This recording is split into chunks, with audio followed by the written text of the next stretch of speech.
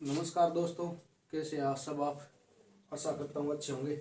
आज हम बहुत महत्वपूर्ण बिंदु पर चर्चा करेंगे। आज हम पढ़ेंगे मूल अधिकार के बारे में। भाग 3 में ये अनुच्छेद 12 से 35 तक कुछ है मूल अधिकार दिए हुए। मूल अधिकार वो होते हैं जो व्यक्ति को जीवन के लिए जरूरी होते हैं, ये छीने नहीं जा सकते। और कुछ मूल अधिकार ऐसे, ये मूल अधिकार व्यक्ति और नागरिकों दोनों को प्राप्त होते हैं। व्यक्ति और नागरिक।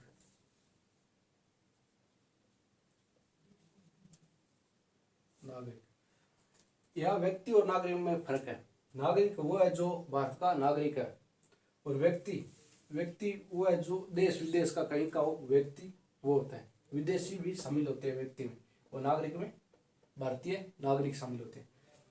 इसी प्रकार कुछ मूल अधिकार है जो केवल भारतीय नागरिकों को ही प्राप्त है। हमने पिछले वीडियो में चर्चा की थी, जैसे कि article 15, article 16, article 19, article 29, article 30।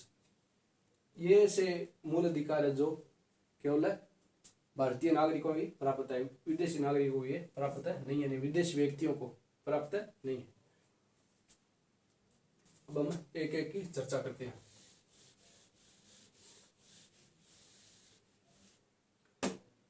हम पढ़ेंगे अनुच्छेद 12। अनुच्छेद 12 में दिया हुआ राज्य के बारे में, राज्य की परिभाषा।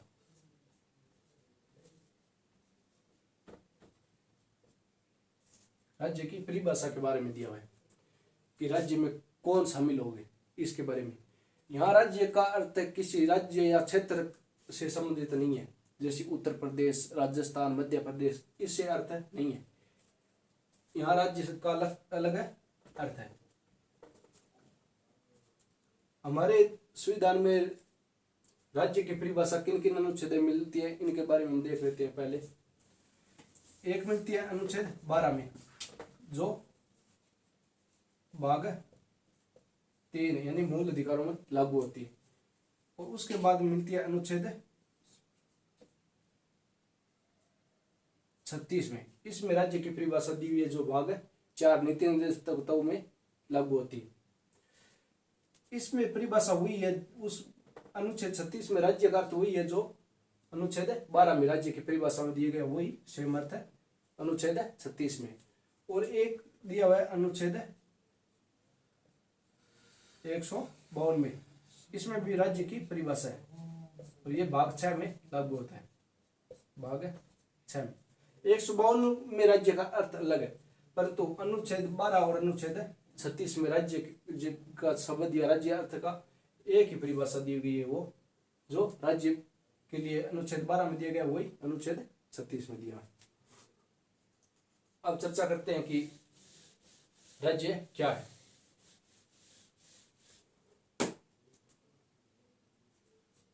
अनुच्छेद 12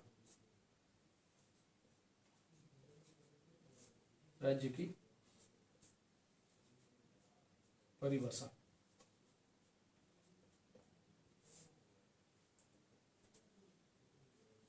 यानी राज्य में उन संस्थाओं को शामिल किया गया है जो अपने, साधारण अर्थ में समझो तो राज्य में उन संस्थाओं को शामिल किया है जो अपने नियम कानून स्वयं बनाते हैं, उनको राज्य शब्द में शामिल किया गया। जैसे हम चर्चा करें, 1 नंबर की चर्चा करें तो इसमें भारत सरकार व संसद, यानी भारत सरकार, इसमें प्रधानमंत्री, मंत्रिपरिषद, सचिव सारे भारत सरकार में आते हैं। और संसद में राज्यसभा,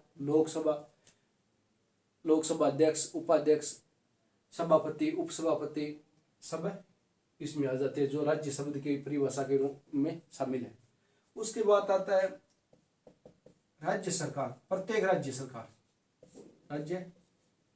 सरकार व विधानमंडल।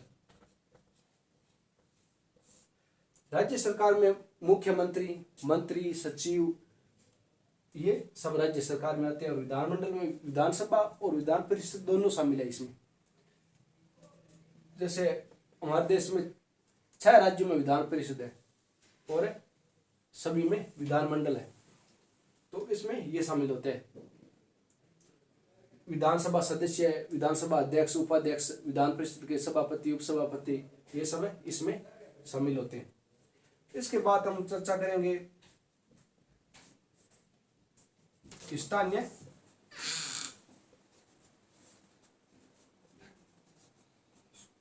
प्राधिकारों के बारे में।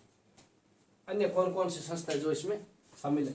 स्थानीय संस्था वो होती है जो नगर निगम, पंचायती राज, जिला बोर्ड, वो संस्था इसमें स्थानीय प्राधिकार में शामिल है। और है अन्य संस्थाएं, अन्य प्राधिकार।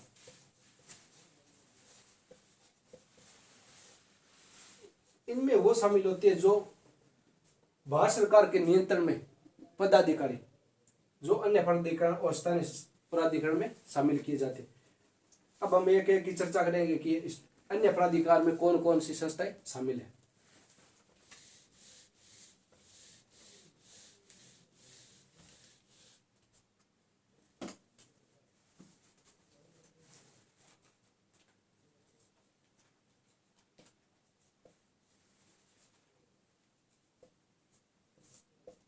अन्य प्राधिकार, इसमें हम देखें तो आते हैं, सर्वप्रथम देखें तो इसमें कौन कौन सी संस्थाएं आती है। विश्वविद्यालय, विश्वविद्यालय, निजी विश्वविद्यालय इसमें शामिल नहीं है, विश्वविद्यालय शामिल है। यूपीएससी, संघ लोक सेवा आयोग, आरपीसी वो इसमें शामिल नहीं है, यूपीएससी इसमें शामिल है। उसके बाद हम देखें तो इसमें शामिल है एफसीआई, आईओजीसी,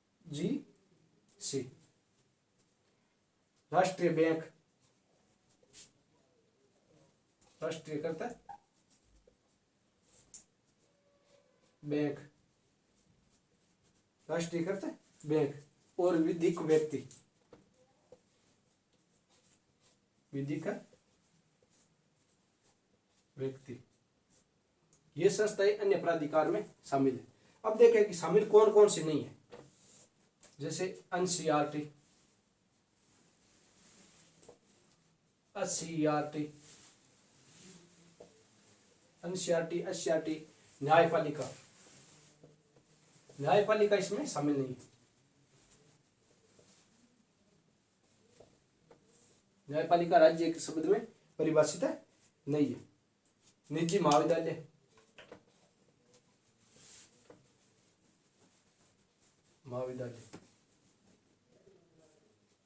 निजी महाविद्यालय, और इसमें एक शामिल हो जाती है एलआईसी। ये संस्थाएं राज्य शब्द में परिभाषित है, जैसे विश्वविद्यालय, यूपीएससी, एफसीआई, आईओजीसी, राष्ट्रीयकृत बैंक, विधिक व्यक्ति, एलआईसी, ये संस्थाएं राज्य शब्द में परिभाषित है। साधारण शब्दों में कहे तो वही संस्था शामिल है जो अपने नियम और कानून खुद बनाती है। और राज्य शब्द में इसलिए शामिल किया गया क्योंकि वो अपने नियम और कानून खुद बनाती है।